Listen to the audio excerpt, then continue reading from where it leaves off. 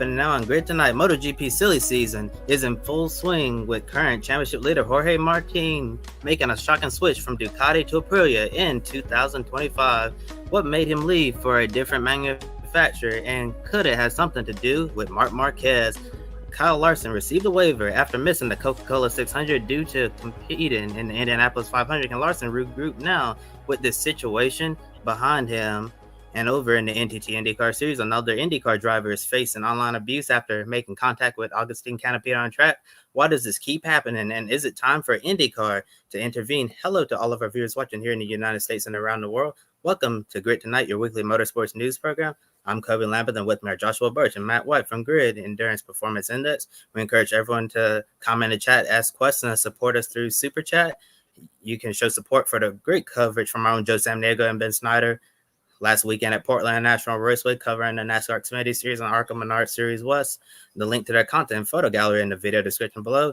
And apologies about that at the beginning, everyone. I accidentally hit the Pecco winner music there instead of the intro music, but we got that all straightened out. And I guess it just shows it's been a very long day and tired. So, Josh, I'm going to take a rest while you and Matt take over the top story this evening.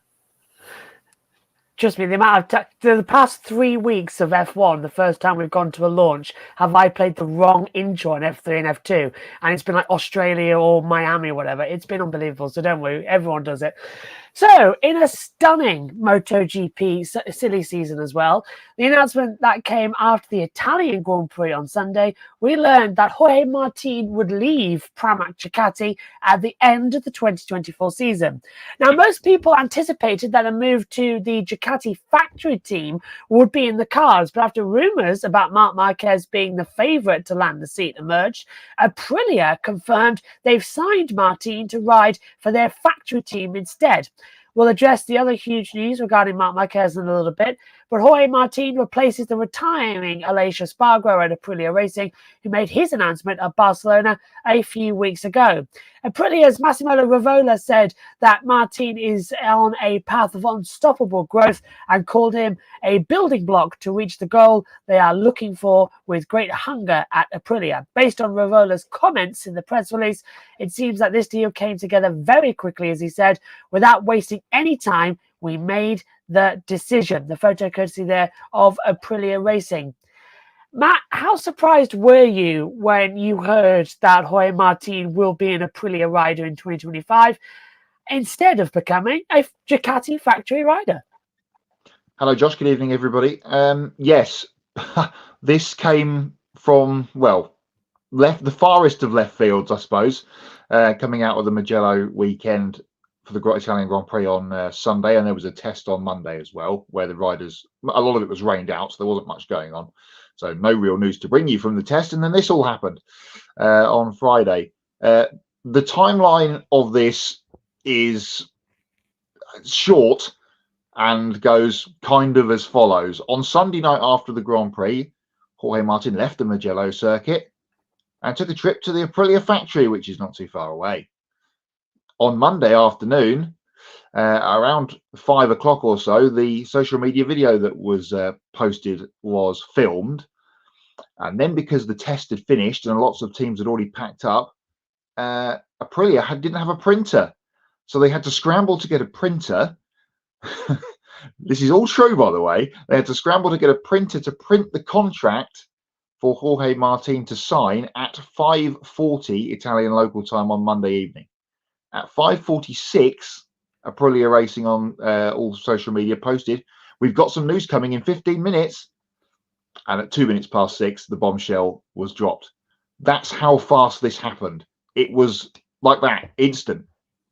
After the Grand Prix, as far as putting bits and pieces together, I found out from the last couple of days, Jorge was told that, yes, they were going to sign Marquez. And he's obviously gone, I tell you what, I've hung around here for 2 years trying to get this gig. You're clearly not going to give it to me. I'll go to your nearest competitor, literally. The garage is next door and the other team that's based in Italy. And he's going to be joining up with Maverick Vinales, who also had no idea that this was going to happen and found out on social media on Monday after he took his helmet off from riding in the test. So this has absolutely bowled everybody for 6. We expected, as you say, Josh, either Jorge to get the promotion up to the big team to ride alongside Pecco Bagnaia, Grand Prix winner from Sunday, or stay where he was with Pramac if they were going to stay with Ducati, which is another thing that is rumbling around in the background, and get similar conditions to what he has had here, with Marquez leapfrogging him into the big team. Well, that's happened, but Jorge has now stepped aside and moved to Aprilia, which I guess was probably the only place he could go to, really, because we had the confirmation on Thursday or Friday that Pedro Acosta was going to step up to the big KTM team next year to ride alongside Brad Binder. So that was another door closed. Yeah, had enough, I think, the Spaniard, and decided that he was going to just toddle off across the paddock and speak to Massimo Rivola, who, of course, Jorge Martin, big friends with Aleix Espargaro, like really big friends. And I'm sure Aleix had some dealings in this going around the paddock on Monday as well. Literally opened the door for him as well, which I love. Yeah, exactly. In the video, yeah, here's our new rider. It's my good friend Jorge Martin. Adam says as well, I think Jorge Martin and Marc Marquez will be MotoGP Championship contenders in 2025. I think we're in for a very good year. But Astro says, I finally made it to one. Good evening, grid team. Good evening, Astro. Good evening. And I think it all sort of kicked off on Thursday, didn't it, in the press conference? Because we had that rumor, didn't we, that the journalist asked Marc Marquez, well, where are you going? Would Pramac be an option for you? Because it was all kicked up, wasn't it, over the last few Grand Prix?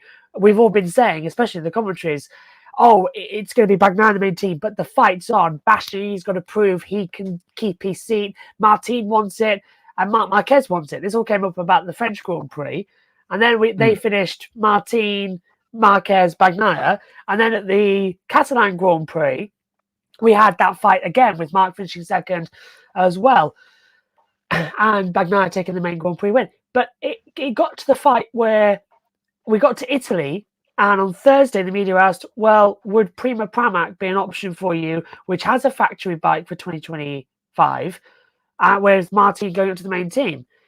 Marquez then says, no, Prima Pramac is not an option for me.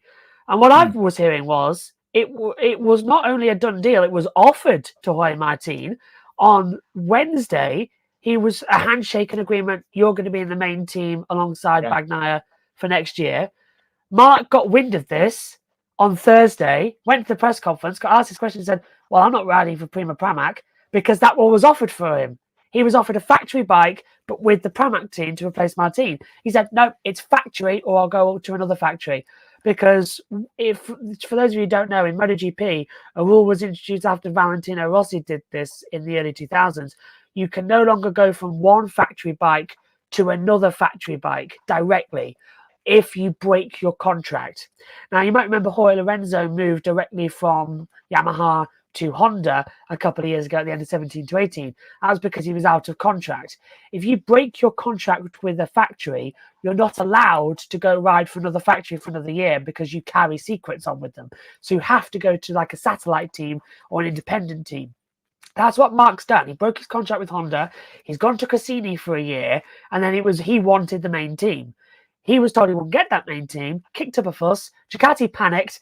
Friday, I think, what was it, Saturday night, you got the main gig, Mark. You're in. Sunday morning, as you say, Martin gets told, sorry, you're not going to be there. You're stuck where you are. And as you said, Matt, he's gone over without anybody else's knowledge to Aprilia and gone, right, I'm racing for you next year. And nobody knew this was happening.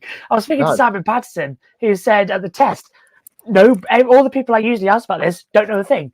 Autosport got the jump on everybody with this, but nobody knew this was happening. It's one of the biggest shocks we've had in a couple of years. And I think it's great news. And as a follow-up, I want to ask you, will Martin still be a championship contender on that Aprilia bike next year? Or do you view this as kind of a step down, given how good those Ducati bikes are? Well, it is a slight step down. We've been jokingly calling it the Ducati Cup for the last 18 months in MotoGP, because there's only been the odd Aprilia result. Of course, Vinales won at Circuit of the Americas a couple of months ago, and Last year we had a couple of wins for Binder and Espargaro at Barcelona. So it's a step down, but can he now he's got the chance to go in there and mold the team around him, and he can be the main focus, which of course he isn't at Ducati. He may have the factory kit, the big top spec stuff, same as Bagnaia, but he's not in the main team, and that's where he wants to be. And now he's got that chance. Watch now, and we've got 3 weeks off until Assen. Yeah. Because we should have had the Kazakhstan Grand Prix on Le Mans weekend, and it's got moved. So we've got a couple of weeks now before anything else happens in terms of on track. It'll be interesting to see how much, if any, new stuff coming to the 2024 Ducati bikes, which Bagnaia and Bastianini, of course, have got in the main team, and Martin has got. How much more stuff Martin will get now, or is that going to be chopped, gone? This is what you've got for the rest of the season. Deal with it.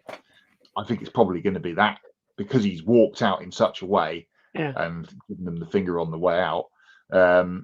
He's probably going to get stuck with this.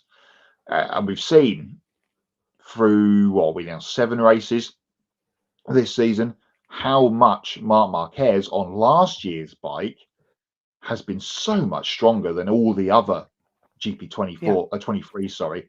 Franco Morbidelli's been getting there. He's had the last couple of races, he's been doing much better as Martin's teammate, but on a different spec of bike, same as Marquez in Gresini. So you can see how much more Marquez is ahead. We're going to talk about Marquez in a second, but he's going to make a big jump next year when he gets onto the big red bike.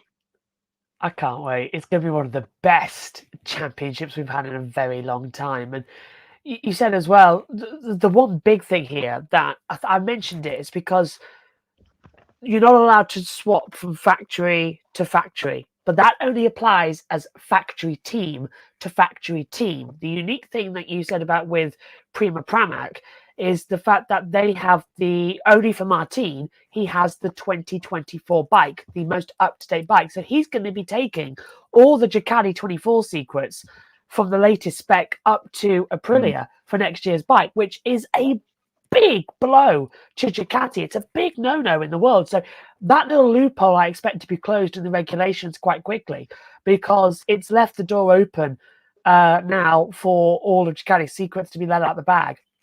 But another thing is we're expecting the Prima Pramacs to leave Ducati and link up with Yamaha as the second source of bikes in the coming years. Now, whether that's going to happen at the end 24 and start 25, and that's a catalyst why Martin's gone, right, I'm definitely not staying here then.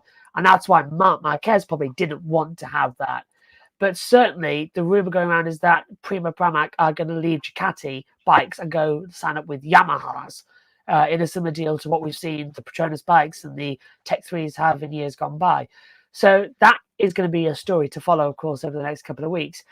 Today's story, however, was confirming everything we've just said, because we got confirmation this morning that Marc Marquez is getting promoted to the Ducati factory team for at least the 2025 and 2026 seasons. That's before the regulation change as well in 27. He'll form a powerful lineup alongside fellow multi-time MotoGP world champion Pecco Bagnaia in the Ducati Lenovo team colours. Now, while Marquez is stepping up to the factory team, this means he will replace Enea Bastianini. Now, this story, as we've been saying, was first reported by Autosport, a major silly season news day for MotoGP with Marquez taking the seat. Many believe that Jorge Martin had his name on it. And now Ducati have, as we said, lost Martin to Aprilia, the graphic courtesy of Ducati. So where do you think...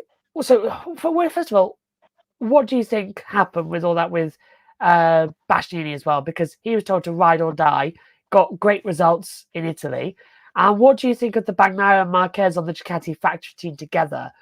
And was it the right move to choose Marquez over Martin, given how Marc's highs and lows have been over the past couple of years? Well, Marc always said he had a plan. And as you kind of documented with the going from factory to factory stuff, it's worked out just absolutely perfectly for Marc. And as I said in our own grid chat this morning, as soon as this was announced, cue the fireworks, because there is going to be, as they call them in Spain, tracas absolutely everywhere next season when it's going to be back to the days of Rossi and Lorenzo on the 2 Fiat Yamahas. Although they had a tyre war, this time we're going to have a energy drink war because, of course, Marc is Red Bull and Bagnaia is Monster. That's going to be interesting to see how that pans out. That's going to be fun. Absolute subplot that no one's probably talking about, but I thought of it this morning when I saw the mock-up of Marc in the levers with the Monster Energy logo on his shoulders. That just looks wrong. But if the last 3 years or anything to go by, Ducati are going to have the best bike. These two are the factory riders, and they are going to smash everybody and then smash into each other probably down the line. We saw in Jerez, though, didn't we? A month or so back at the Spanish Grand Prix, Marc came late in the race to battle with Bagnaia at the end, and Bagnaia he said, "No, you don't. No, sunshine. I am winning this Grand Prix." That was a precursor to this. Bagnaia will not roll over. He's going to be rubbing his hands together with the thought of, he's got probably the best we've ever seen, perhaps, that's arguable, but of the modern era now coming into his team and on his bike with, his mechanics is going to be just absolutely fantastic, as you say. We've got so much to go this season, but looking forward to next season. Really, really good. I'm going to burn a quick hot when we get to Hots and Knots later, which was Bastianini's ride on Sunday. Oh, he was brilliant. Yeah. Those 2 passes on Marquez and then Jorge Martin in the last corner to get second for a Ducati 1-2 in the Italian Grand Prix. Superb. And then by Monday afternoon, he's getting the elbow and he's been sacked. Well, not re-signed, let's say, rather than sacked. His manager, Carlo Panat, was on Italian radio yesterday morning and has suggested that he has signed Bastianini to go to tech-free KTM, which is the gas team, which will replace Pedro Acosta, who's moved, as I mentioned earlier, is moving up to KTM. So not confirmed, but if his manager's saying it's happening, then, you put some money on it, that Bastianini will be with Tech Free. And the guy that, I can't remember his name now off the top of my head, it's gone, but when Bastianini was with Gresini a couple of years ago, his crew chief is now one of the main guys at Tech Free. Running general manager or something. So he's got an in there with the guy that was his crew chief at Gresini a couple of years ago. So all lines up nicely for Bastianini. It'd be a shame to see him out of the championship if it was going to be, because of course he had that terrible luck last year with injury at the start. Then he got back and got hurt again, and then came through to have that nice win at Sepang at the end of the year, which was really nice to see. So. And he's 4th in the championship and not so far behind him in the points. So it's not like he's doing a bad job this season either. So good to see Bastianini continuing. But yeah, the mouth-watering prospect of Marquez versus Bagnaia for the next couple of years is tantalising. Came to blows, of course, Portimao earlier on in the season as well. That too, yeah. Oh, I tell you what, if you're an Italian right now, and Italians are so mad on motorsport, MotoGP and Formula One alike, you must be rubbing your hands together thinking, what on earth did I do to get everything I dreamed for? Because in 2025, you're going to have Lewis Hamilton at Ferrari alongside Charles Leclerc, and you've got Pecco Bagnaia and Marc Marquez in MotoGP. They have done everything right. The Ducati, of course, like Ferrari, very much it's state-owned as well. Everyone pays into it. That is just going to be amazing. The Italians, you're going to love it. And judging by how bonkers Mugello was.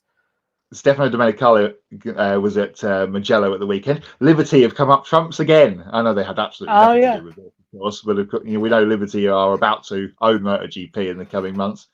And much like, as you mentioned, with the things going on in Formula One, it's just all coming up Millhouse, to use a Simpsons reference. Oh, it's going to be absolutely fantastic. I can't wait. I mean, we've only got 6 months to wait until the start of 25, and everything's going to be kicking off in the off-season as well. Don't forget, you can see Marc Marquez on the factory Ducati team at post-season testing in Valencia as well. That's the Tuesday after the final Grand Prix as well. I'll be probably covering it live as always. So, moving on to our second story of the evening, and it's the one that's kept everybody on tenterhooks in NASCAR, because after being forced to wait over a week for an answer, NASCAR finally granted Kyle Larson a waiver to remain playoff eligible in the Cup Series. We all remember how Mother Nature ruined Larson's plans to do the double on Memorial Day weekend, with the Indianapolis 500 being delayed for a few hours and ending during the Coca-Cola 600. Instead of pulling Larson from the event, Hendrick Motorsports allowed him to stay and compete in the Indy 500 with Alan McLaren.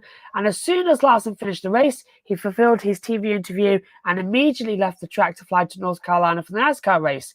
When he arrived at Charlotte Motor Speedway and got ready to climb inside the car, it seemed like Mother Nature also followed him from IMS to Charlotte. It rained and the Coca-Cola 600 never resumed, without Larson getting to run a single lap. Hendrick Motorsports applied for a waiver and it wasn't granted as quickly as many expected. Now, the longer this went on, many feared that Larson's waiver would get denied. In a statement, team owner Rick Hendrick said he felt Larson's month of May program was incredibly positive for everyone involved and that it was a great reflection on the talent competing each week in the Cup Series.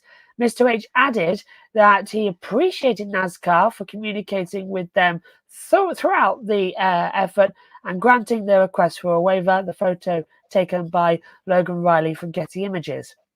Now, if you're curious about the decision-making progress, here's what Elton Sawyer, Senior Vice President of Competition, had to say about NASCAR's method of coming to the conclusion to keep Larson eligible for competing for the championship. We didn't take it lightly. There was a lot of discussion internally, and I'm proud of our team. We ultimately landed at giving Kyle a waiver. Essentially, our decision-making was, although we had the inclement weather in Indianapolis as well as Charlotte, Kyle made every attempt to get to Charlotte. He was standing in the pit box with his helmet on, ready to go. Unfortunately, we had weather in Charlotte as well, and we were unfortunately not able to get the race going again. That's how we landed on our decision. This was, without a doubt, uncharted waters for us. In the past, those waivers have been given mostly for medical reasons. Well, I seem to remember several times they weren't, but still. This one was unprecedented in the fact that we had a driver miss one of our races, a championship event, to be at another event. That's why we took as long as it did. That's from Elton Sawyer there as well.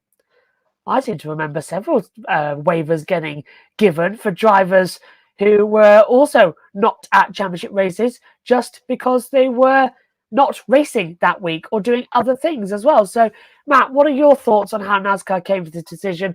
Now, according to Sawyer as well, and are you surprised it took this long for common sense to prevail? Well, we talked about it on the show last week, and why was it taking so long? And even through the weekend, there were at Gateway, there was still, why is this taking so long? Even on the post race, sorry, I've got a really itchy eyebrow. On the post race box score for the race on Sunday, Larson had no playoff points against his name, and that again provoked Twitter/X uproar. What is going on? Finally, though, sense has prevailed, and as I said on the show last week, it's the Indianapolis 500. It's not a $50 race on the streets in Dallas somewhere, or where just a pickup race somewhere along the line. This is the Indy 500, 300,000 people plus in attendance and millions watching around the world. It's not just a hokey little race. So I don't think this will happen again in terms of someone being unless it's Indianapolis.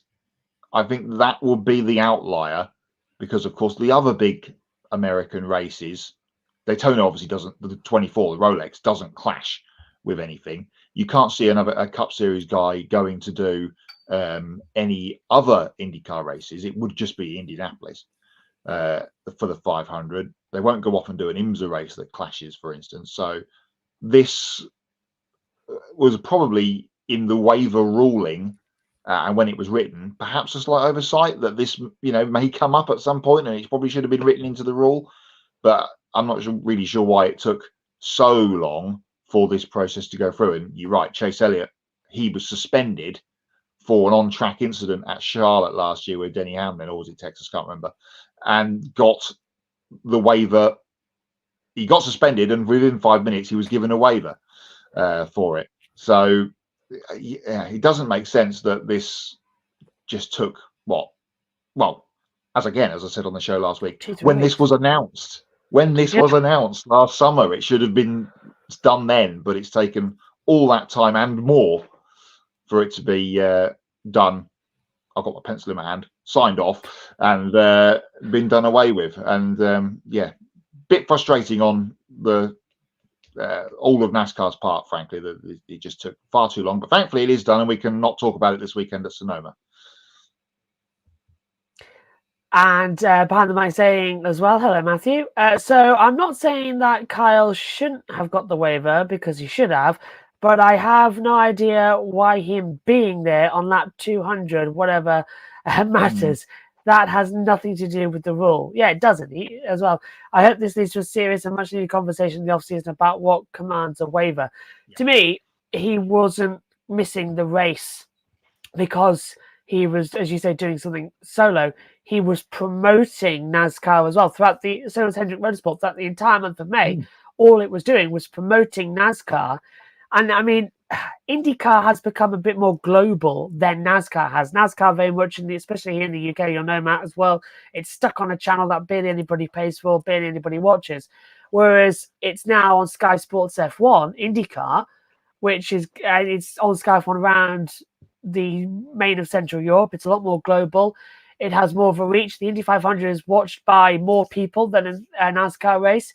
So to go there and promote NASCAR, he's brought more fans in and more knowledge in, and certainly to Europeans, I've seen now, are interested in NASCAR because of it. So the waiver should have been automatic because he was promoting the series.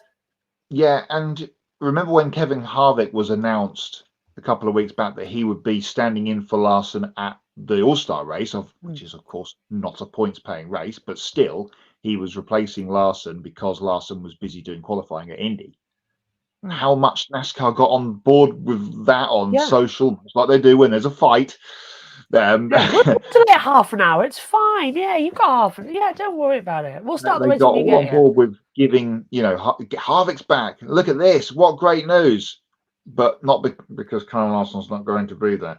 It was just a little bit off, and odd.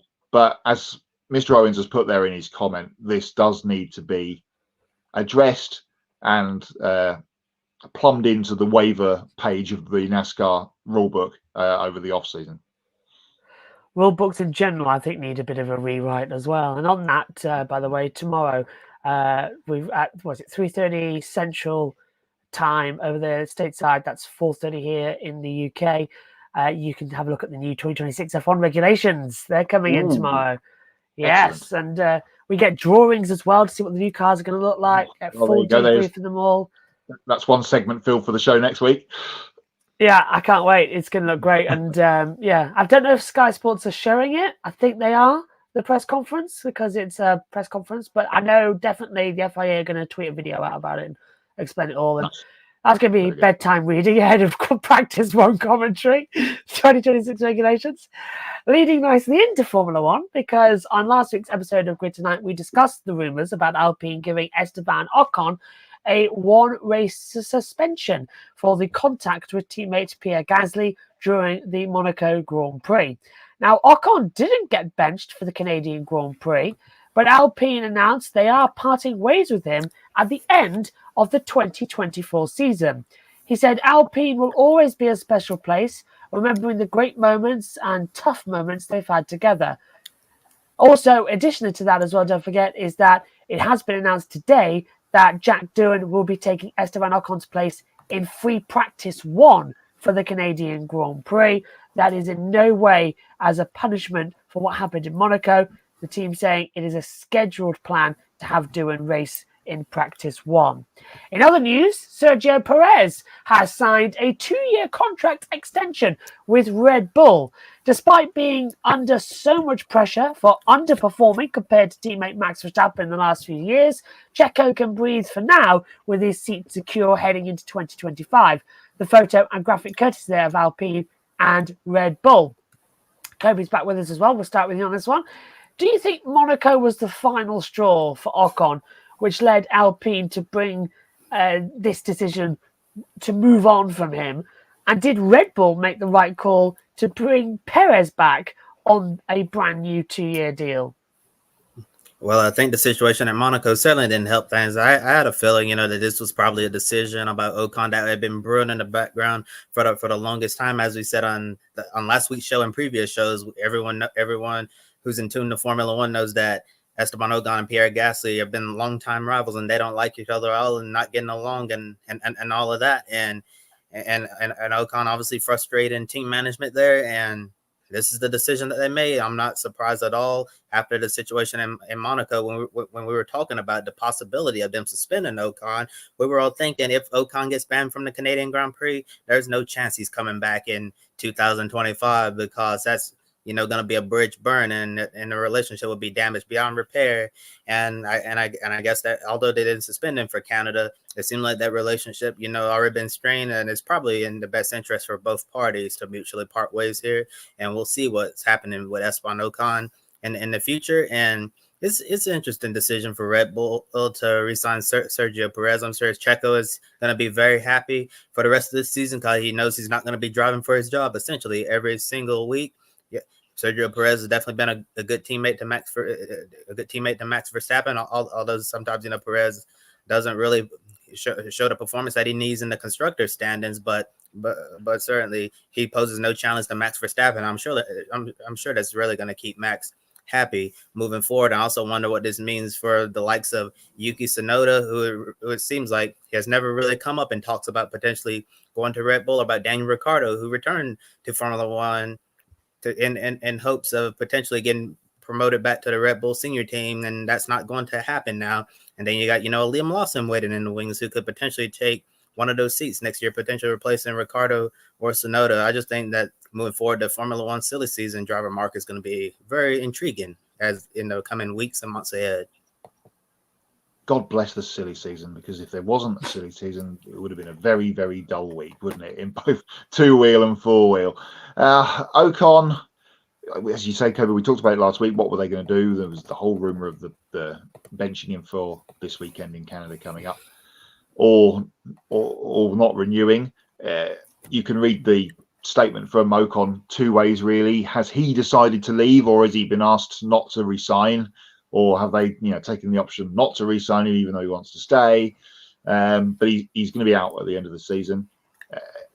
A lot of conjecture about the doing thing, as Josh said. This has been scheduled in for a long time. Of course, Jack's never driven the racetrack, and whereas when he was doing F2, he would have been doing all the European tracks. So this gives him some track experience as well. And he's probably in sort of ahead of the line, unless we have even more craziness in the silly season, to take that seat alongside the yet to be re-signed Pierre Gasly at Alpine.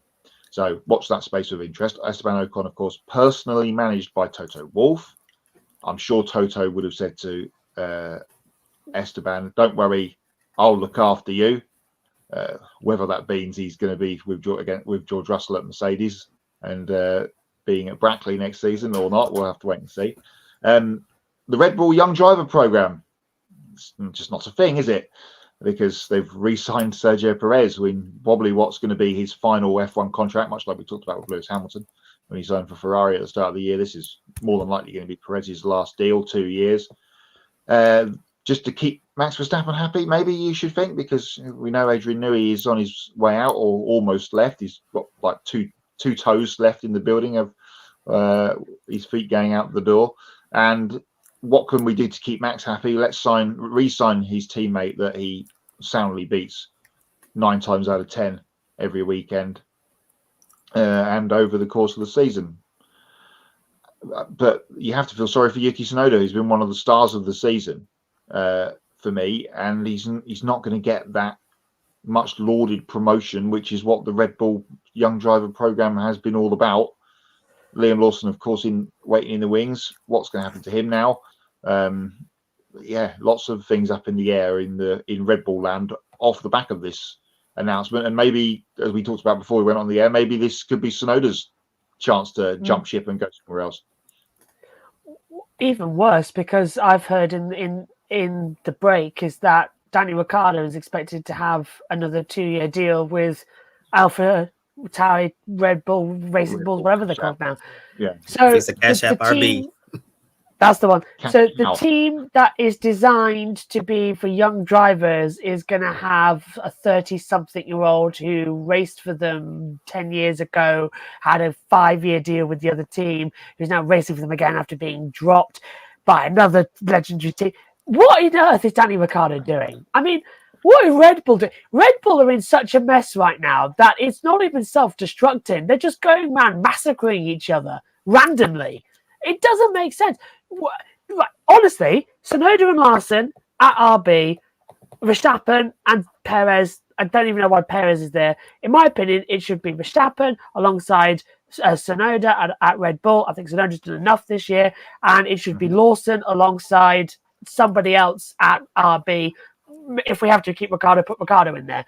Because I think Lawson desperately deserves that seat. And I can't see why it's not happening. And I think you're right. Tsunoda is probably going to jump ship. I said earlier on, Williams looks like it's going to go the way of Schumacher because they need to put him somewhere. And James Vowles wants that Mercedes Sweeties. So I think Schumacher's going to go there alongside Albon to replace Sargent. And then looking down the line thinking, well, Alonso's not going to be at Aston Martin for long. They're not going to get rid of Lance Stroll as much as we all want him to go. So if Alonso retires at the end of 26, then I can see Tsunoda jumping in there quite nicely because it would be Honda at Aston Martin, and Honda and Yuki are like that. So it kind of makes sense that Tsunoda would go there to replace Alonso. And I don't know, unless Stroll leaves and does his WEC thing with Aston Martin, that's it. That's how I see it going. Something else I've heard, and I'll just read Astral's comment actually before I do. He says Lawson's Super Formula Run was special. It was. I'd like to see him on the grid in 25. And even when he came in last year, of course, and replaced Daniel when he had the hand injury, did a great job in the races that he did, score points. Race 1 passed Max Verstappen in the WEC, his home race, for position. Yeah, absolutely right. And then ended up scoring a couple of points. Was it Singapore? I think he scored some points as well, didn't he? So had a really good run. You mentioned Stroll. Here's a completely off the boil thing. Will Lawrence Stroll bail out of Aston Martin and then it become Honda? Like a full Honda team? I know they've obviously just built a new factory and they're pumping in loads of money. Then he'll get Yuki to partner Fernando. But that's pie in the sky thinking. What I was going to say was the Red Bull Junior program. You go back a little while, we had, back in the day, when we had DC and Webber in the main team, Vettel, Buemi, John-Eric Verne, Jaime Alguersuari, Scott Speed, Daniel Kvyat, Brendan Hartley, all these young drivers that came through the program as it was designed to do. Last year in Formula 2, we had 6 Red Bull coloured cars. Where have they all gone? And they're not going to go anywhere further forward. Get Isaac Hadjar in. I think Hadjar's done enough. Hadjar, yeah. Do you know another driver that I think deserves a seat? If we're talking about Formula 2, I think I describe. I don't know if I said it in the Grid Network chat or said it in the JB Motorsports chat, but to me, Toto Wolff, it's like literally that meme of the guy's got the girlfriend, the pretty girl goes by, and he goes like that. Yeah. To me, yeah, Toto Wolff always reminds me a bit of Hugh Hefner. He's very happy with the beautiful lady until another beautiful lady comes along, because he was obsessed with Hamilton. Then he was obsessed with Valtteri. Then he was obsessed with Russell. He dropped Valtteri for Russell. Then he dropped Russell for Antonelli. And it's just going back. Paul Aron was a part of the Mercedes driver academy in Formula 2. And they dropped him at the end of 2023. And Aron has made him, he's funding himself in Formula 2 this year. And he is absolutely epic. We need him in a Red Bull Driver Academy or a Williams Driver Academy or Ferrari. He deserves a seat in Formula 1. And honestly, he's right up there. And I think as well, you've got Behrman coming in at Haas alongside Magnussen. Hulkenberg's off to Sauber. Zhou Guanyu, who I think has had a poor... He's had what? He's failed to get a Q1 every time this year, bar sprint races. But Zhou's going. He won't be there because I think Sainz will end up alongside Hulkenberg at Sauber next year before it becomes Audi. So the silly season is just getting more and more. And we're talking about silly season about drivers who aren't good enough anymore, hogging the seats for the youngsters. So the problem with F1 at the moment is, one, there's not enough seats, cue the Andretti drama. Two, we have drivers who are staying in Formula 1 because they're paying for it. Three, you've got drivers then, like especially Lance Stroll, who's doing interviews saying, oh, well, the only good thing about Formula 1 is that you can't pay to get in. The people in Formula 1 deserve to be there because you can't pay your way up the ranks. Sure. Yeah, thank you, Pinocchio. And then you've got great drivers in F2 and F3 coming up the ranks who are just stalling and losing. And it's killing me. It really is. Lawson, Pourchaire, Drugovic, to name three over the last couple of years. And the next one that will be on that list, and it's unfortunate, and he should be getting to Formula 1, is Zane Maloney.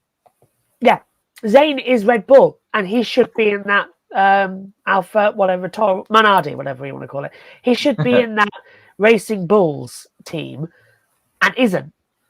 So I'm gonna ask a surprise question here. What is one driver from the grid this year that will be a surprise that won't be on the grid next year? Who do you think won't make the cut? That's a very good one. So take your time. And I'm going to say the driver from this year's grid who won't be on the grid next year, that will be a surprise to everybody. I'm going to say we're not going to see Lance Stroll. Something's going to happen there because of Honda. It's a good shout. I feel like it's either going to be a Stroll, but maybe even Daniel Rick. Maybe they will just have if this slump in form continues. And he did the sprint well in Miami, didn't he? Got a decent result off the back of a good qualifying, but was terrible in the Grand Prix. Or not terrible, back to normal in the Grand Prix, let's put it that way. And hasn't really performed otherwise since. So my tip would go to Daniel. Kobe, have you got anyone in mind? Yeah, actually two in mind. First one, Esteban Ocon, another one, Yuki Tsunoda. I have a feeling that one of them could be left out, but not permanently. Maybe for a season or two. I know Ocon doesn't want to go through that again because he's already been through that once, where he was left without a seat and had to sit out and wait. You're just looking at the Formula 1 driver market for 2025. This is very unpredictable right now. So anything could happen. And there's, like you say, Mick Schumacher, Josh, former F1 driver, trying to make it back. A lot of great talent in Formula 2, deserving of a promotion as well. And you never know, although highly unlikely, maybe a Formula 1 team is looking at an IndyCar driver who's performing extremely well. Leading on to a perfect story, doesn't it, as well, for our hot topic this evening as well. I think, Joe, if you're watching, we need a round table about F1 2025. Do you have any, Astral says, do you all have any fears or concerns with the 26 regulations? Not really. Come back to me tomorrow when I've seen them. Yeah. My only concern is that they've been designed by a man who has now been employed by a team which isn't in Formula 1, that if gets to Formula 1 for 2026 will have a massive advantage because we've got Pat Simmons now, who's technical director at Andretti, who don't have an F1 team, but he's gone there without having to do any gardening leave and knows everything because he's designed the regulations. Andretti, the next Brawn. They will be. And that, I think, is why everybody is scared.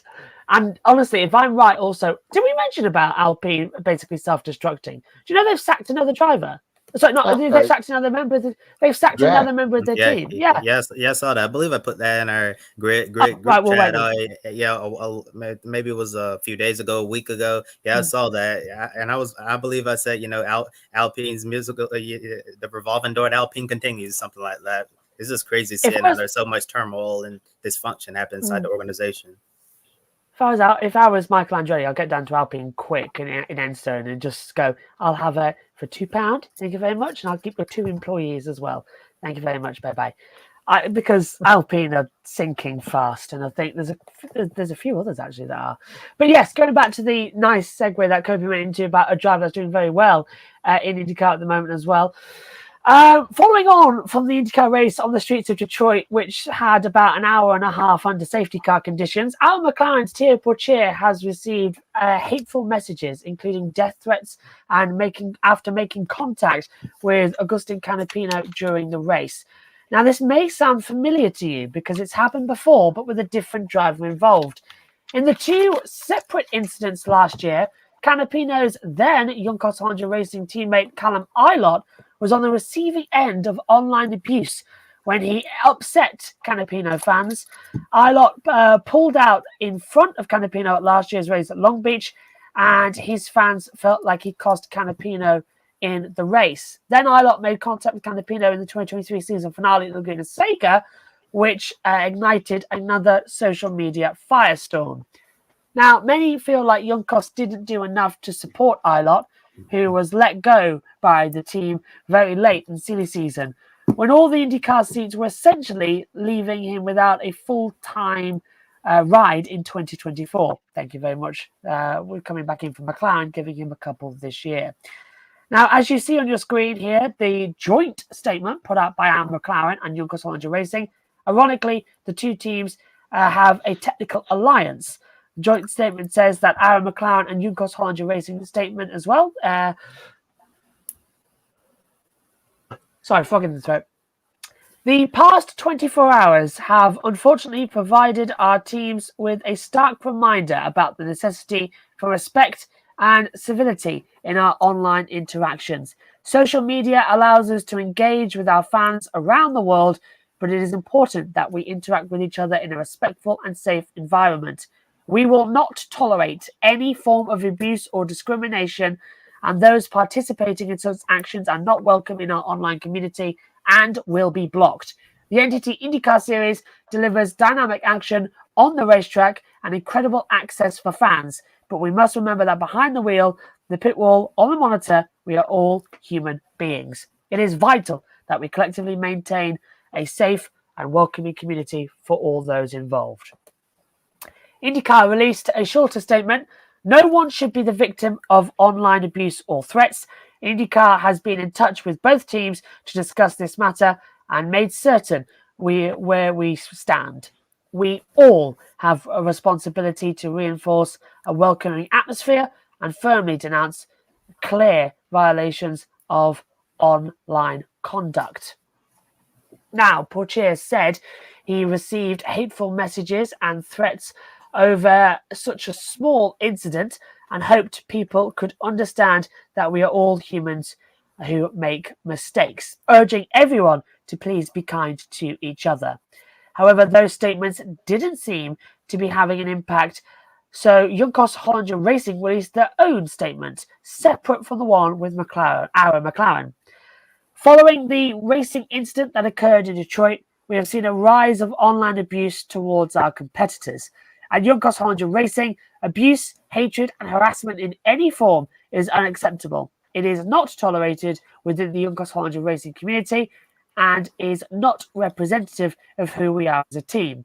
We are working with those affected to identify the individuals responsible, and any violations of this policy will be blocked from the Juncos Honda Racing community. We are committed to creating a safe and inclusive environment for all and believe that no one should be made to feel unwelcome. As IndyCar fans, we must all work together to create a community where everyone is treated with respect and kindness. People also called on Canapino to release a statement as well, but after seeing the statement he put out, many wished he would have remained silent instead. Agustin Canapino said, "Of course, I am against abuse and hate. Those who engage in such behavior are certainly not part of our community and are not welcome here. Also, we Argentinians are passionate and euphoric, but that doesn't mean we should be accused of something we are not. Therefore, I strongly reject being generalized and placed in a category we don't deserve. I have not seen a single death threat directed at those who claim to have received them. From last year to today, no one in their right mind would do such a thing. It's outrageous to be accused of this so lightly, and I won't allow it anymore. If anyone did this, they are not part of us, and we don't deserve to be considered this way. This was because of some misfit we strongly reject. The majority of our fans are respectful and kind people who I deeply support and thank for their continuous support through good times and bad. I constantly receive abuse and hate, and I have learned to live with it as many people do, choosing to ignore it.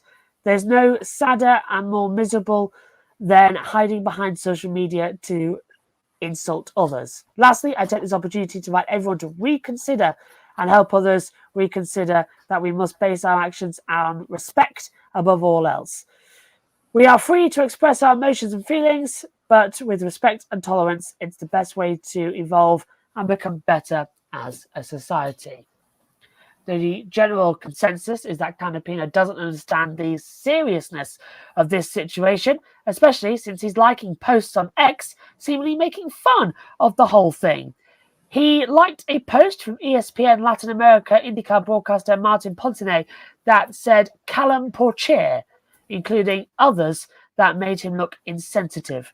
Now, a big shout out to @Bagnail's DFW on X for making this edited version of Canapino's statement to point out which parts of his statement should have been left out as well. The parts that most people had a problem with were Canapino saying that he hadn't seen the death threats and basically said they should just get over it and live with it.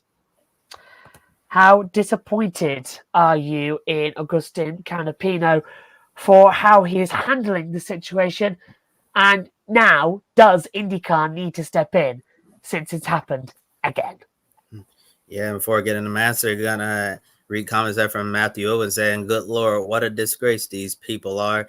And Matthew also adds, if you watch other international sports, you know that this isn't a fluke, that this is very much a pattern. I see that a lot, especially from soccer fans. You know, soccer fans are very, you guys call it football over there, but soccer fans, I see a lot of hateful messages within that community, and it's very unfortunate to see. And Adam Limmery says, sad to see what's happening regarding IndyCar stage. Remember, think about what you post on social media. Well, Adam, all those people are behind the screen, so they assume that they can say whatever they want without any consequence. But like we always say in these situations, that you really never know what a person is going through. Like Tail Porcher could be going through a really tough time. Calamala could have been going through a tough time on the 2 instances he got hate, and just seeing one of those hateful comments, could really trigger something within a person to do something that that you wouldn't want them to do. And I want to start off by saying that I remember when it was first announced that Agustin Canapino would be coming to IndyCar. I know most IndyCar fans, people here in America,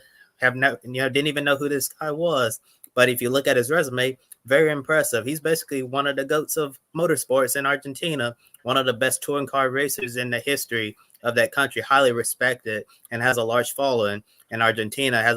And his fan base, obviously very large, and follow him wherever he goes. And last year he showed some flashes of brilliance. And as time went on throughout the 2023 season, he improved his performance.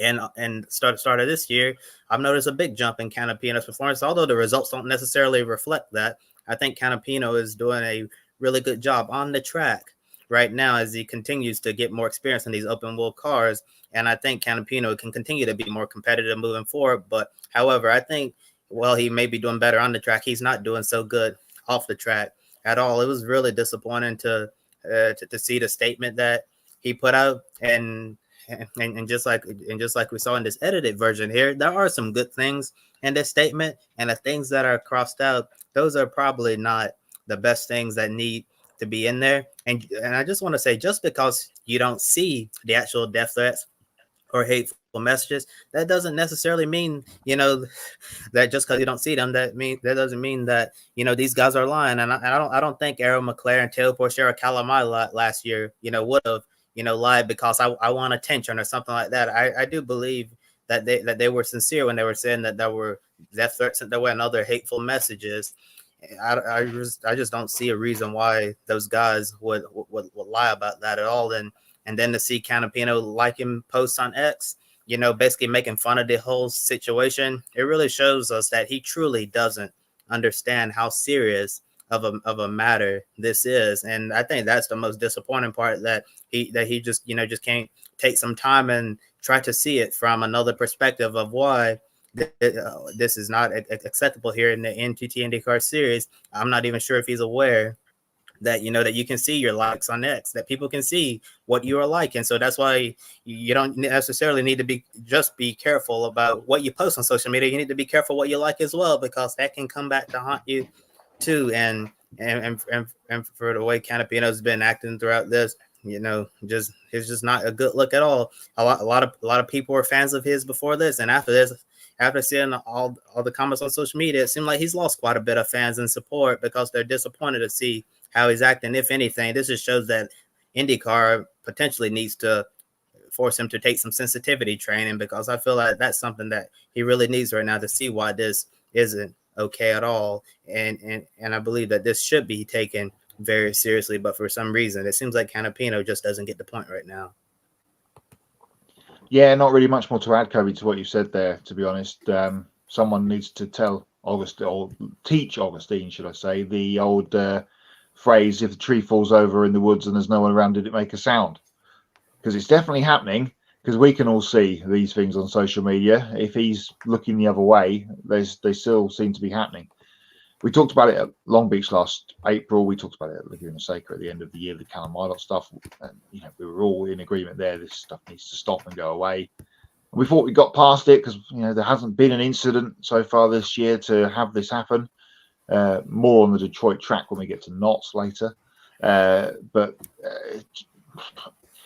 is this now going to be a thing every time that someone involves themselves in an incident on track with the Juncos car, whether it be their fault or not? Are they going to then have a barrage of social media messages coming their way?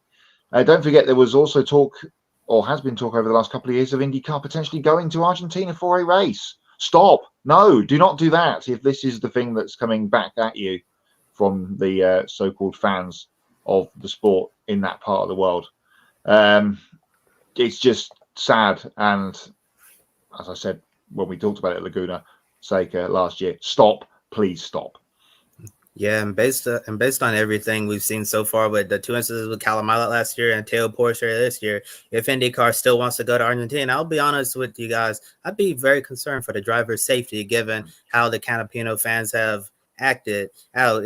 And if I'm a driver on a track, if I'm racing Agustin Canapino, I'm giving him as much room as I can. I don't want to hit him because you probably know what's going to be coming your way moving forward. If I was like a Calamala or Tail Porsche and it's like, we're going to be running an off-season exhibition race in Argentina, I'm like, I'm sorry guys, I love my team, but you're going to have to hire somebody else to drive that car, because I would not be interested in going to Argentina. If that's what they're saying online about you, it makes you wonder what are they going to do, if they see you up and close in person. I would really be concerned about IndyCar driver safety if they were to go to Argentina.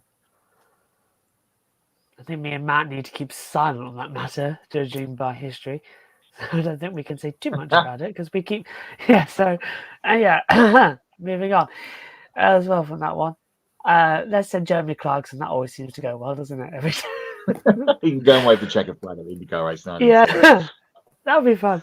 Well, thinking about it as well, MotoGP got cancelled. Their race got cancelled due to a political movement there as well that didn't want the race, and then it changed over. So the riders didn't want to go there either, and there was even an arson attack, wasn't there, at the track that burnt down the paddock complex? The pit building.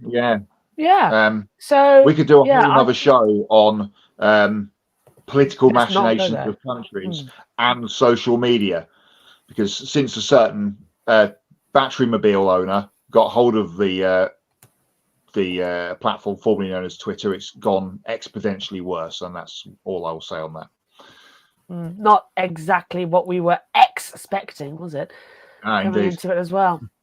So anyway, moving on from that as well, let's have the latest then. Actually, I want to say one more thing. If you are struggling with mental health, anybody as well, if anybody is making you feel like you are not welcome or not, not normal in any way, let me say something. Normal is defined by what you feel is normal. If you wake up in the morning and you're feeling happy, that's normal. So you know that everybody has a place in this world as well. This is Pride Month after all as well.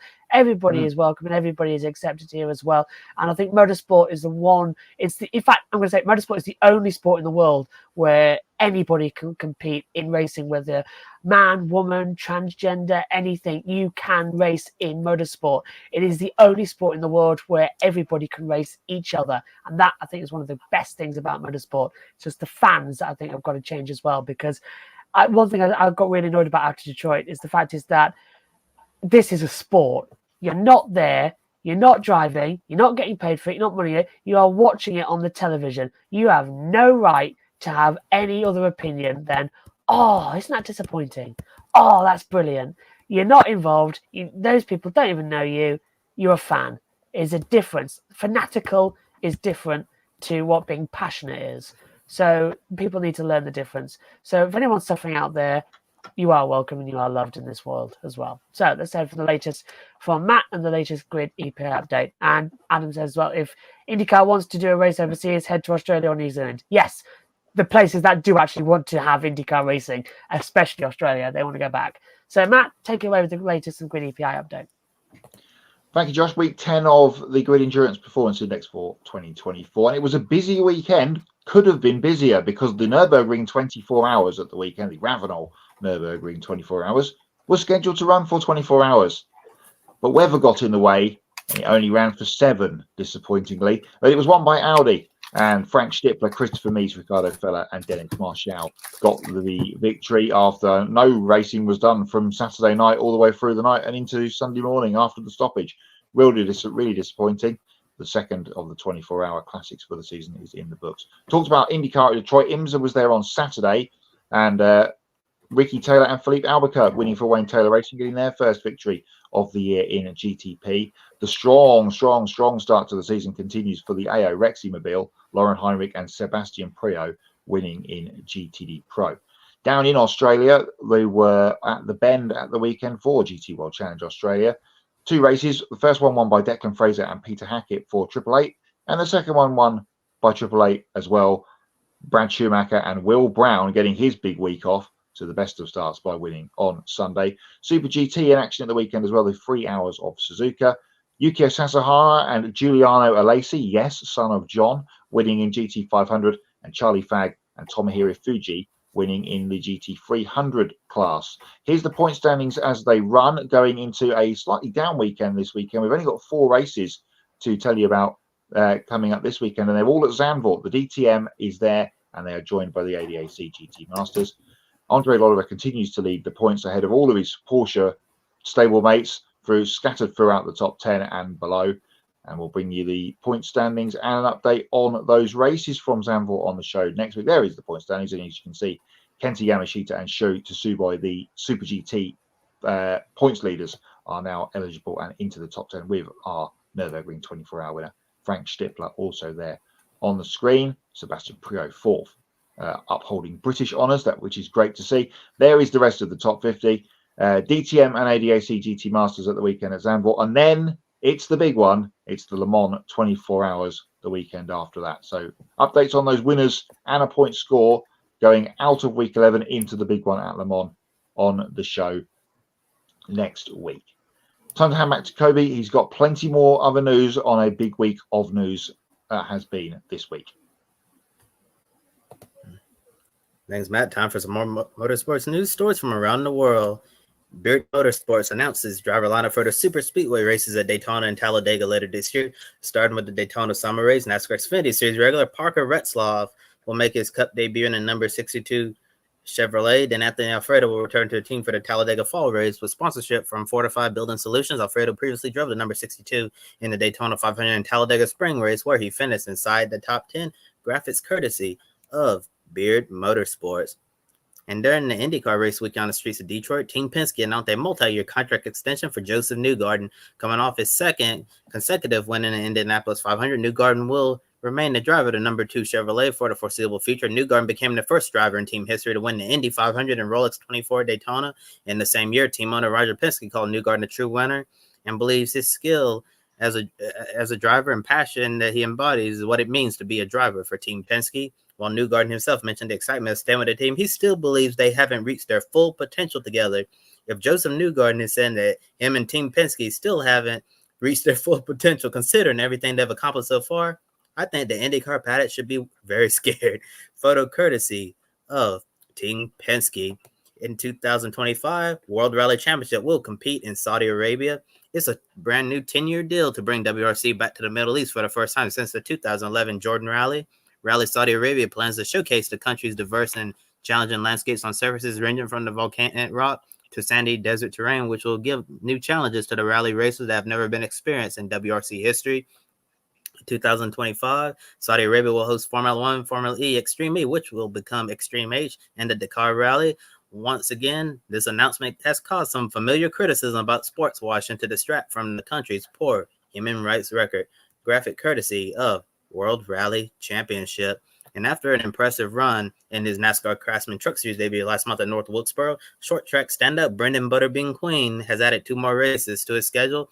Queen will return to the number 1 Tricon Garage Toyota Tundra to drive at Nashville Superspeedway and Kansas Speedway later in the year. These 2 tracks will be different compared to the short tracks he's used to, but getting experience on larger tracks will be essential if Queen goes full-time NASCAR racing in the future. In his first race at North Wilkesboro, the driver known as Butterbean got a top 5 and showed plenty of potential, earning him these brand new opportunities to compete in the Truck Series. Graphic courtesy of Tricon Garage. And after competing at Barber and the IMS Road Course, Luca Giotto is back in the NTT IndyCar Series for the next 2 races at Road America and Laguna Seca. Giotto returns to the number 51 Delcorn Racing Honda. He'll certainly hope to improve his results after 21st and 25th place finishes so far. The Italian driver got quite the warm welcome to IndyCar at Barber when he famously struck Georgina the mannequin after it fell from the pedestrian bridge. Photo courtesy of Delcorn Racing. Kevin Harvick will return to the driver's seat for a pair of short track races over the summer. The 2014 NASCAR Cup Series champion will drive the number 62 Chevrolet for his own team, Kevin Harvick Incorporated. Harvick is set to drive the KHI Super Late model at Five Flag Speedway on June 28 with sponsorship from Busch Light. On August 3rd, he'll compete in the rescheduled car stool race at North Wilkesboro Speedway. Hunt Brothers Pizza will be sponsoring him in that race. Harvick said he's excited to get back in the number 62 for some short track racing and called it special to continue his long-time relationship with Busch Light and Hunt Brothers Pizza beyond his full-time NASCAR career. Graphic courtesy of Kevin Harvick Incorporated. Todd Gilliland is returning to Front Row Motorsports in 2025 on a multi-year contract extension. He'll be the only driver back with the organization next year after Michael McDowell's upcoming departure and expansion to a 3-car team in 2025. Gilliland has been with Front Row since they started the Truck Series program a few years ago and followed in his father, David Gilliland's footsteps to the number 38 Ford in the Cup Series. The team believes Todd set to become the longest tenured front row driver. He's ready to take the next step in his career as the team leader. That's been Michael McDowell's role for the last few years now. Todd Gilliland, he's going to be on the spot next year. Gilliland said this is a team he wants to be at and feels confident about where the program is headed in the future. Graphic courtesy of Front Row Motorsports. And now we end our news segment with some sad news. Parnelli Jones, the winner of the 1963 Indianapolis 500, passed away at age 90. At the time of his passing, Jones was surrounded by his family in Torrance, California. And Parnelli Jones was considered to be one of the most versatile racers in motorsports history. He drove Indy cars, sprint cars, midgets, NASCAR stock cars, and off-road cars. He even owned a Formula One team for a little while, way back in the day. Doug Bowles, president of the Indianapolis Motor Speedway, said Jones will always be known for his speed, talent, and fearless approach, including his personal demeanor and character as one of the rare drivers who won in just about every discipline in motorsports. And got a statement right there on the screen from Roger Penske. He said, the racing world is also a great competitor and true champion. Parnelli Jones was one of the most accomplished racers in history, and his determination and will to win made him one of the toughest competitors I've ever seen. From racing against him on track to competing against him as a fellow team owner, I always respected Parnelli's passion and commitment to the sport he loved. I was proud to call Parnelli a good friend for many years, and our thoughts are with his family as we remember one of the true legends of motorsports. And on behalf of everyone here at Grit Network, we extend our deepest condolences to the Jones family during this difficult time. May his memory be a blessing. And now I'm going to transition to Matt for our Hots and Knots segment. Thank you, Kobe. Yeah, Parnelli Jones, one of the greats. He's not really talked about much as one of the greats. He's one of the forgotten men, but certainly one of motorsport heroes and motorsport legends. No pick a winner this week to do on the show because it's quite a quiet week in the pick a winner contest. Formula One, NASCAR, and IndyCar all on Sunday, of course. Josh is back. Yes, that was going to be my knot, but you've jumped in. You've jumped in. They're all on. They all three crossover. Very, very silly scheduling. Time for Hots and Knots, brought to you as always by insert your company name here. Hots from the weekend. Josh, lead us off. I've pulled my mic off. Can you hear me? Yeah, fine. Yeah. Good. Right, Hots from the weekend. Great MotoGP sprint race. Great race as well. Them two were really good, and it seemed like it was opposite day because we had Bagnaia good in the sprint and then good in the race, but we had Martin bad in the sprint race where he's been so dominant and got his championship lead, and then he was average in the race as well. So, and then we had Marc Marquez sort of get through to the second part qualifying straight away. Not having to go through Q1, which I hadn't had to do for a couple of races now. Since Spain, actually, since we came back to Europe, he's had to go through Q1, hasn't he? So that was good. And yeah, it was just a general positive weekend. What else we got? Detroit. I actually enjoyed Detroit, despite the fact we spent an hour and a half under caution. I felt Detroit was a little bit more open than it was last year. It felt more alive. Last year, it just looked like we were racing in the rundown city. But this year, a bit more liquor of paint, a bit more advertising, a few more crowd members I noticed, a few more grandstands up. It seemed to be a bit more of a race. Still would rather have it at Belle Isle. But it was good. And I think to be fair, I really enjoyed NASCAR, but it's actually a knot for me as to why I had to enjoy NASCAR. So I'm going to hold on to that. See if you can see why. Oh, okay. Go on. Yeah. My Hots are MotoGP, as you mentioned. After Valentino Rossi retired, everyone worried about what the crowd numbers at Mugello would do, and they had a bit of a dip. But goodness me, they were back this weekend. It was absolutely rammed. Yes. And Bagnaia now 3 wins in a row at Mugello, which is excellent. And the whole KISS celebration stuff after the race was very, very good indeed. Hot NASCAR at Gateway. The poll, the Jeff Gluck poll, didn't suggest that it was a very good race, but I thoroughly enjoyed it. And I do like a good strategery race. We've not had a proper NASCAR fuel mileage race for ages. And we just stumbled across one with about 500 meters to go on Sunday, which was disappointing for Ryan Blaney. But if you're a neutral, it was pretty good. And my final hot came from Friday when I was at Legoland and was in the shop, as you do, in the queue. And there was a man in front of me wearing a Porsche Motorsport jacket. I thought, oh, that's nice. And then he turned around. And it was Kyle Wilson-Clark, formerly of the Formula E paddock and of Audi when they were in WEC, at Legoland with his wife and kids. You just can't get away from motorsport. It's great. How lucky are you? I didn't talk to him, but it was bumping into motorsport people in a non-motorsport, outing. I was like, oh, I know him. It's really weird. I bumped into Neil Hodgson coming out of Tesco.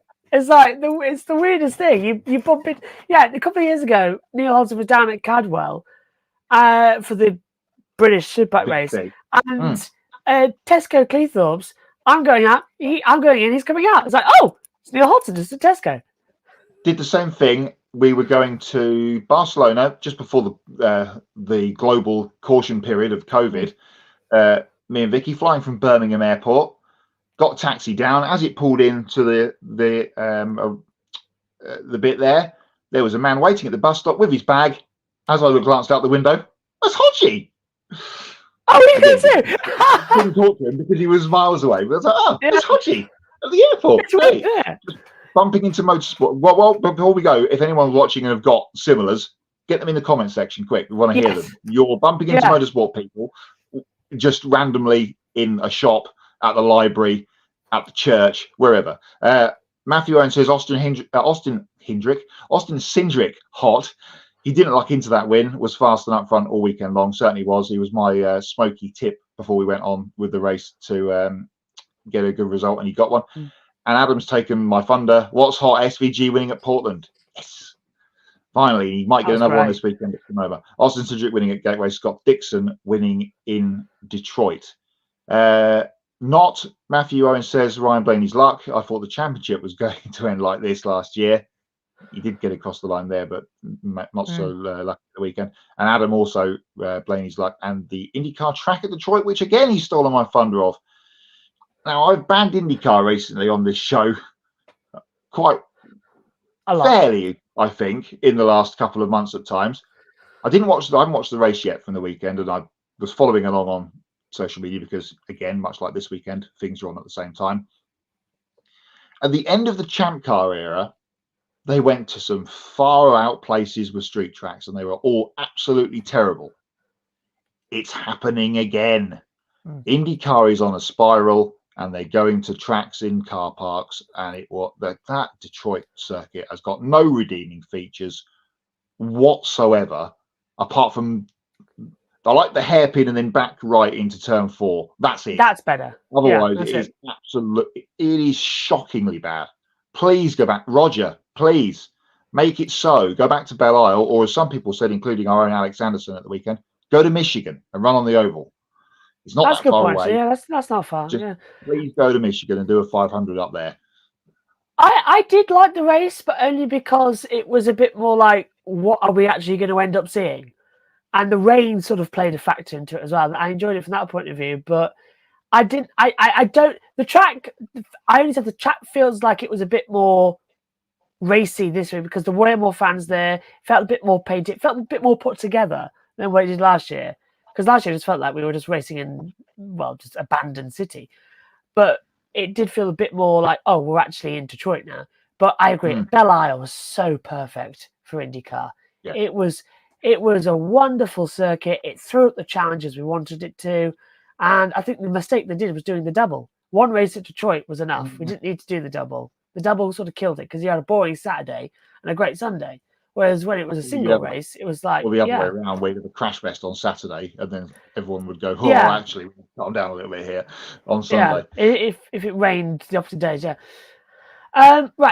I suppose I've got a couple Matthew of says he saw Clinton Blue at an Outback. There you go, there's our first one in. Excellent. Oh, that does happen. Tell you what, though, weirdly, when was it? I can't remember which time it was I was going down to... I can't remember if I was going down the first time in Donington, which was open, or the week later for the race. They all sort of merged into one, the amount of times I was travelling to that. But I was heading down to Nottingham, and I looked up from my seat after writing my notes out, and across from me, reading a book, was Samantha Bond. And all I could think in my head was, that's it's Moneypenny. It's Mrs. Wormwood from Doctor Who. So she was getting up because I was going through Nottingham. I was going down to the one after it, which I can't remember the name of, which is back because my sister lives there. But I was on the next stop, and she was coming down. So I suddenly thought, I've got to talk to Samantha Bond. So she's coming down. I go Martin Brundle and go, Samantha, hi, loved you in James Bond, loved Mrs. Wormwood, of course, as well, and she said, I don't get Mrs. Wormwood that often, as well, in that one. And she said to listen to the new audio she's done, and it was my birthday the week after, so it must have been just before. And I've got it here next to me. For my birthday, I got the new box set with Samantha Bond on it. So I've not yet listened to it, but. Yeah, seeing Samantha Bond on a train going to Nottingham. She must have been in a play or something. But yeah, that was the most recent one. But random motorsport people. Still, I don't think, though. Go on. Go on. Finish your thought. I was going to say, I don't think nothing will top Steve Ryder handed me his own birthday cake. That is at a top now for me, as to singing happy birthday and getting a piece of birthday cake from Steve Ryder. That is, up there. Another thing that I've said, as I've got this your problem tonight, Josh. I've got all manner of bugs and things flying through the air. It's bug season. It is bug season. Another one I always keep coming back to this week on What Can MotoGP TV Direction Do Wrong was in the Moto3 race, where we had an accident involving two riders at one of the fastest parts of the racetrack, for which 3 years ago we lost a rider in a very similar incident. They flashed the graphic up to say who had crashed. The lap continued as they followed the leaders. Then we got a replay of said accident. Then the red flag was thrown, and as the riders rolled through under the red flag, you could still see one of the crashed riders laying at the side of the racetrack being attended to. Oh, please stop doing that. Please stop doing that. And also in MotoGP, what can they do wrong this week? Stewarding issues. How Miguel Oliveira was not punished for taking out Quartararo in the sprint race, I don't know. But why Holgado was given a double long lap penalty in Moto3 for just going in a little bit too fast at the first corner. He took two riders down, but I don't think that was a double long lap penalty. It was a bit harsh. And Martin kicking off Bastianini in the sprint race isn't a penalty either. I mean, he kicks him off. He kicks him off. So that was weird. And I completely agree with you, because we also had it in the Moto3 race earlier on Saturday. Race 1, really weird, because race 1 for Moto3 was red flagged and cancelled. Then we had race 2 before we had race 1 again. So it was really, really boggled my mind on that one. But we had Lucas Dulovic crash in the Moto3, and I just saw it at the bottom of the half of the frame. And he had a high side coming out the last corner as the bush hairpin, so it threw him over, and it landed on his head. It's a downhill part of the track, and he was knocked out immediately as well. He was conscious later, but as I saw him lying there, I thought that's a big one. He's not moving either, so something's happened there. And I saw the yellow flag stay out, and I said as well, they're going to have to red flag this, because that's a very fast part of the track, and if anyone goes wrong there, and sure enough, the red flag came out, and then they go past the pit lane with all and we keep cutting during the red flag to the doctors are there and the mechanics are there, and then the ambulance comes, and then they keep cutting back to the medical team doing the job, and I'm stood there alone in the commentary box going, very quiet, going, okay, so the medics are doing the job now as well, and the relief I got when Ryder conscious, I was like, oh great, now I'm looking. But it was ridiculous. It's the same happened with Moto3, and Magellan's. I don't think. I really hope Liberty change that. The two things I want to see three things. PR needs to change in MotoGP. The social media needs to change, and the TV direction needs to change. And on TV direction, it's my second knot, my only knot. I loved the NASCAR race, but only because me and Josh T commentated, and we had the onboard cameras. And we saw more battles than the world feed picked up. We saw accidents that the world feed didn't even pick up happening. So we were constantly to and fro by commentating on the onboard cameras.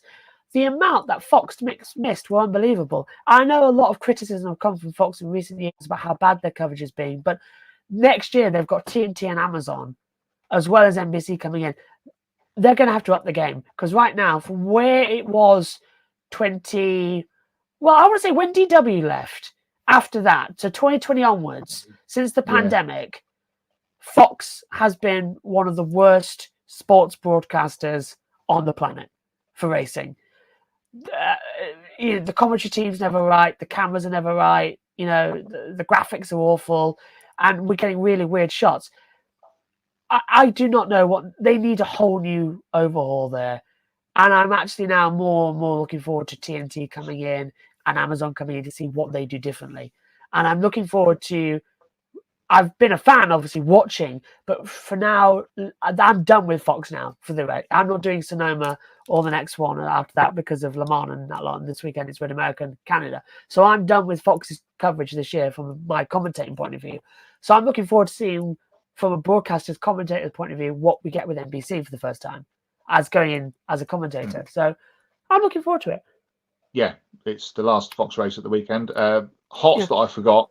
That's a strange thing to say. Looking forward to seeing how Cam Waters and Will Brown get on at Sonoma at the weekend in their Cup debuts for both of them. They were at Brown SVG and Cam at Brown's birthday drinks last night, which was on Twitter. If you've not seen that, a very funny picture of Cam hiding behind the seats. And also a hot from today, because we need to mention this. Congratulations to Michael Dunlop on breaking the all-time record at the TT of now 27 wins, taking that record away from Uncle Joey, which has stood for a very, very long time. Weather has not played a part of the TT. They've not had really good days of weather over on the Isle of Man this week, and they've had a few delays. But the good thing is the light has shone, and Michael Dunlop has now taken the record. He is the king of the mountain.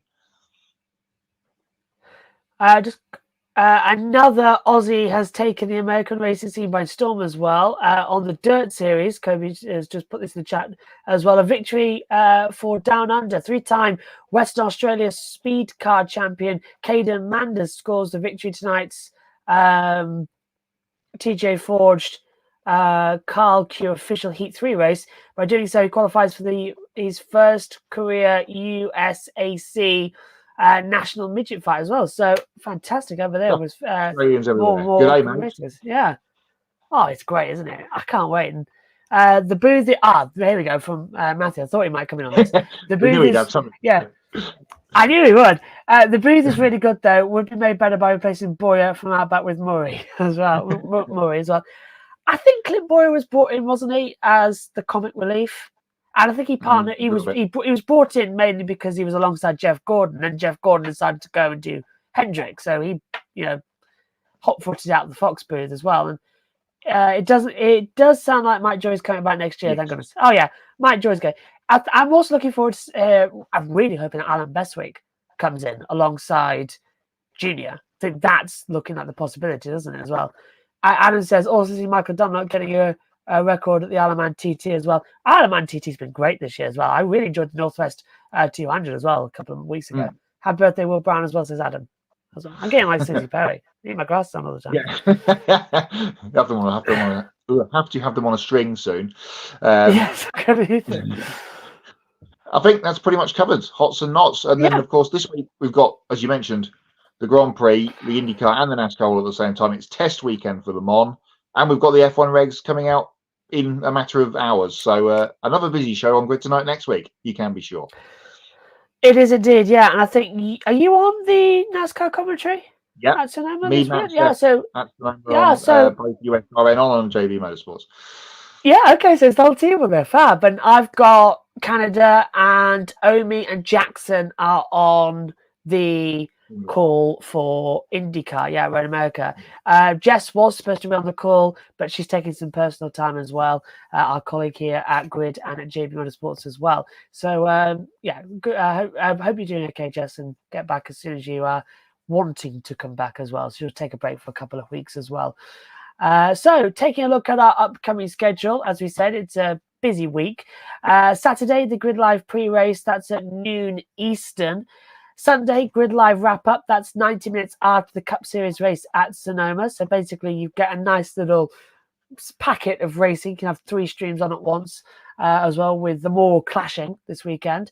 Tuesday night is the Grid Live Encore. It will be delayed a day due to Ben travelling back to the East Coast, and that will be recapping ARCA West and Xfinity races at Sonoma, plus Indy NXT at Road America as well. Indy Next, isn't it? But they keep saying just call it Indy NXT, but it's Indy Next. It's weird as well. Please do continue to subscribe to our YouTube channel as well. We thank you very much for helping us reach the milestone of 1,000 subscribers. Now we're on the road to 2,000 as well. You can hit the bell icon to get notifications for when we go on the air. And you can follow all of our social media platforms and visit gridranking.com. You can take 5 minutes to invest in the Grid Network as well through Patreon. You can join Colin, Mark, Michelle, Robin, David, and Matthew who invest each month in the Grid Network. And we encourage you to join these fine folk who keep us on the air as well. And once we hit $500 per month, we can start sending our team to the track to cover more races and continue expanding our coverage. Link to all of that is in the video description. And if you want to make a one-time donation, you can click on the Buy Me a Coffee link. You can get your name on the board and invest as much as you want. And you can consider buying a specific on-air personality a cup of coffee, and they will thank you on the air. You can also support us by donating during our live streams through Super Chat as well. And Joe and Ben did an absolutely amazing job at Portland last weekend. Right.